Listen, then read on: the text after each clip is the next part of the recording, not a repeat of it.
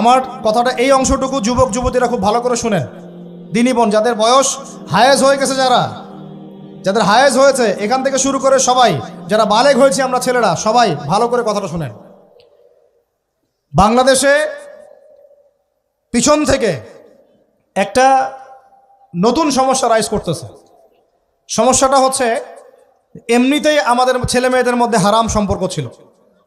এর স্কুলে কলেজে বিশ্ববিদ্যালয়ে যাচ্ছে, ফ্রি মিক্সিংয়ে পড়াশোনা করছে, বাসায় পর্ন দেখছে, ওখানে গিয়ে মেয়ের সাথে হারাম সম্পর্ক হচ্ছে, তারপরে প্রেমের সম্পর্কের নামে জেনা হয়ে যাচ্ছে, জেনা হওয়ার পরে ছেঁকা খেয়ে মাদক, তারপরে গান বাজনা বাদ্যযন্ত্র ইত্যাদি ইত্যাদি, জীবনটা শেষ। এদিকে ওই ব্যভিচারী মেয়েরা কারো কারো ঘরে যাচ্ছে, দাঁড়ান আমাকে বলতে দেন, ব্যভিচারী মেয়েরা কারো কারো ঘরে যাচ্ছে, ওদেরকে নিয়ে আপনারা আবার সংসার করতেছি। এই হচ্ছে না সিচুয়েশন। একজনের 5টা গার্লফ্রেন্ড, একজনের 4টা গার্লফ্রেন্ড, আরেকজনের 3টা বয়ফ্রেন্ড, 4টা বয়ফ্রেন্ড, এই ধাপগুলো পার হয়ে হয়ে এরা সংসারের জীবনে আসতেছে যখন বয়স হয়ে যাচ্ছে 25-30। সমস্যা কিন্তু এটা ম্যাক্সিমাম সবার ক্ষেত্রে হচ্ছে বলবো না, অনেক একটা বড় অংশ এই সমস্যা ফেস করতেছে। এর মধ্যে এই ফ্রি মিক্সিংয়ের মধ্যে শুরু হয়েছে নতুন একটা জিনিস, যে ভালোবাসার আবার লিঙ্গ কি, ভালোবাসার আবার এখানেই শুরু হয়েছে ছেলে ছেলে জেনা করা এবং মেয়ে মেয়ে জেনা করা। ছেলে ছেলে জেনা করা আর কি বললাম বলেন, মেয়ে মেয়ে জেনা করা, নাউজুবিল্লাহ। এটা কমে লুত, এর শাস্তি আসবে যদি আমরা তওবা করে ফিরে না আসি। এর উপরে এখন শুরু হয়েছে ভালোবাসার আবার ধর্ম কি, ভালোবাসার আবার, আমার সাথে বলেন কি বললাম, ভালোবাসার আবার, এদিকে মনোযোগ দেন, ভালোবাসার আবার কি, ভালোবাসার আবার কি।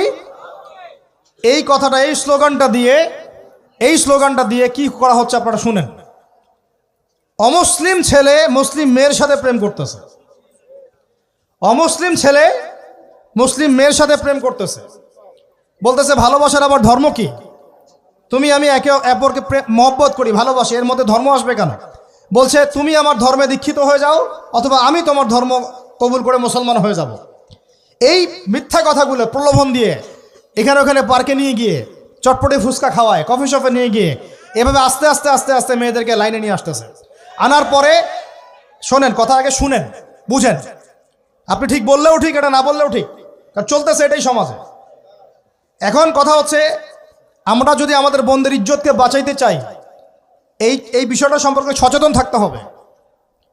মেয়েদেরকে ফুসলিয়ে ফাসলিয়ে এভাবে প্রেমের জালে ফেলে শেষমেশ বেডে নিয়ে গিয়ে ধর্ষণ বা গণধর্ষণ করে মেয়ের ওই ওভারির মধ্যে ওদের বীর্যপাত করে দিয়ে ওই ছেলেটার কোনো খবর পাওয়া যায় না, লাপাত্তা হয়ে যায়। কোনো কোনো ক্ষেত্রে টাকার বিনিময়ে মেয়েদেরকে পাচার করারও অভিযোগ পাওয়া গেছে। এবং এই কাজটার নাম তারা সংঘবদ্ধভাবে দিয়েছে, এর নাম নাকি লাভ জিহাদ, বলে নাউজুবিল্লাহ। এবং বীর দর্পে ফেসবুকে পোস্ট দিচ্ছে, আজকে অমুক মেয়ের এটা করলাম, আজকে তমুক মেয়ের এটা করলাম। ভিতর থেকে একটা চক্র কাজ করতেছে এবং এই চক্রের কেউই মুসলিম না, এই চক্রের কেউই কিন্তু মুসলিম না। বাহিরে আবার পরিচয় দিতে পারে যে আমি মুসলিম, আমার নাম অমুক, নাম পরিবর্তন করে মুসলিম মেয়েদেরকে ফুসলিয়ে ফাসলিয়ে এই জেনার ফাঁদে ফেলে ওর পিছনে কিছু টাকা খরচ করে কিছু সময় দিয়ে ওকে প্রয়োজনে ঘুমের ওষুধ খাওয়ায়, প্রয়োজনে আবার জাদুটোনা করে, বান মারে, ওকে ওকে তাবিজ কবজ করে বিছনায় নিয়ে এসে ধর্ষণ বা গণধর্ষণ করে ওই ভিডিওগুলো দিয়ে পরে ওকে ব্ল্যাকমেইল করে, পরে ওর কাছ থেকে টাকা খাওয়া শুরু করে, কোনো কোনো ক্ষেত্রে মেয়েদেরকে পাচারও করে দিচ্ছে। আমাদের মেয়েদেরকে বলতেছি, কোনো অবস্থাতেই কোনো মুসলমান ছেলের সাথেও কোনো অবৈধ সম্পর্কে যাবেন না। আর অমুসলিম হলে তো কোনো কথাই নাই। অমুসলিমের সাথে আপনার কিসের প্রেমের সম্পর্ক? একটা চট দিয়ে দাঁত ফেলে দেওয়া দরকার মেয়েরা। অমুসলিম ছেলের সাথে তোমার কিসের প্রেমের সম্পর্ক? পরে যখন এই ছেলেগুলো তোমাকে নিয়ে রেপ করে রাখবে তখন তোমার আক্কেল হবে, তখন তোমাদের হুঁশ ফিরবে। তখন এসে আমাদের কাছে মেসেজ করতেছে, আমার এই সমস্যা হয়েছে, আমাকে এখন আমি কি করব বলেন। আমাদের ওয়াইফদের কাছে মেসেজ করে, এরকম এরকম হয়েছে আমার সাথে, আমরা কি করব বলেন। তো তোমাকে কে যাইতে বলছো এই ছেলের কাছে? তুমি তোমার ইজ্জত ওখানে, তুমি তোমার পায়জামা কিভাবে খুললা সেখানে, আর কিভাবে বলবো বলেন। তুমি একজন মুসলিম ঘরের মেয়ে, তোমার ইজ্জতের দাম নাই, তোমার সম্মানের দাম নাই, তোমার ইজ্জত আবরুর দাম নাই। তুমি কেমন করে নগ্ন হয়ে বাইরে ঘুরতে পারো? তুমি কেমন করে একটা অমুসলিম ছেলের সাথে প্রেমের সম্পর্ক করতে পারো? কিভাবে তুমি একটা অমুসলিম ছেলের সাথে বেড়ে যেতে পারো? তার সামনে তোমার পায়জামা কেমন করে খুলতে পারো তুমি? আমার ল্যাঙ্গুয়েজ আপনি রাগ করেন না, আমি খুবই ফেড আপ এদের উপরে। একটা মেয়ে একটা মুসলিম ছেলের কাছেই তো যাইতে পারবে না অবৈধভাবে। যাইতে হইলে তোমার শর্ত 3টা, বিয়ে করতে হবে, বালেগ হইতে হবে, সাক্ষী থাকতে হবে, মোহর দিতে হবে, তারপর যাইতে পারবে তুমি।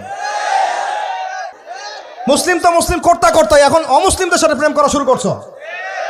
আর যখন অমুসলিমদের দ্বারা তোমরা ধর্ষিত হচ্ছ, তোমাদেরকে পাচার করতেছে, তখন বলে এসে আমাদের কাছে চিঠি লেখো যে আমরা এখন কি করব। এদের কি ভাইয়া নাই? বাসায় কি বাবা নাই? বাসায় ভাই নাই? এই চক্র থেকে সাবধান থাকেন। আর আমাদের সমাজে যারা দায়িত্বশীল, রাষ্ট্রের যারা দায়িত্বশীল, যারা উপরের লেভেলে আছেন, এই বিষয়গুলোর উপর কঠিন দৃষ্টি দেওয়ার জন্য আমি রিকোয়েস্ট করব। আমরা কিন্তু কোনো ধর্মের মানুষের সাথে কোনো দ্বন্দ্ব চাই না। চাই আমরা যে 50-60 বছর থেকে একসাথে বসবাস করতেছি, আমরা কি কোনোদিন কারোর সাথে মারামারি করছি? কোনোদিন দেখছেন যে খ্রিস্টান মুসলিম মারামারি হচ্ছে? ইহুদি মুসলিম মারামারি হচ্ছে বাংলাদেশে? হিন্দু মুসলিম মারামারি হচ্ছে বাংলাদেশে? দেখেছেন কখনো? এখন কি নতুন করে শুরু হলো এগুলা? আল্লাহ রাব্বুল আলামিন আমাদের দ্বীনি ভাইদেরকে বুঝদান করেন, বোনদেরকে বুঝদান করেন। কোনো অবস্থাতেই মেয়েদেরকে আপনি এভাবে ছেড়ে দিয়েন না বাইরে। কোন অবস্থাতেই একটা মেয়ের হাতে অকালে মোবাইল ফোন তুলে দিয়েন না। কোথায় যাচ্ছে খোঁজ রাখেন, কার সাথে মিশছে খোঁজ রাখেন। একটা বাড়ির সম্মান নষ্ট হয়ে গেলে কখনো ফিরে আসে না।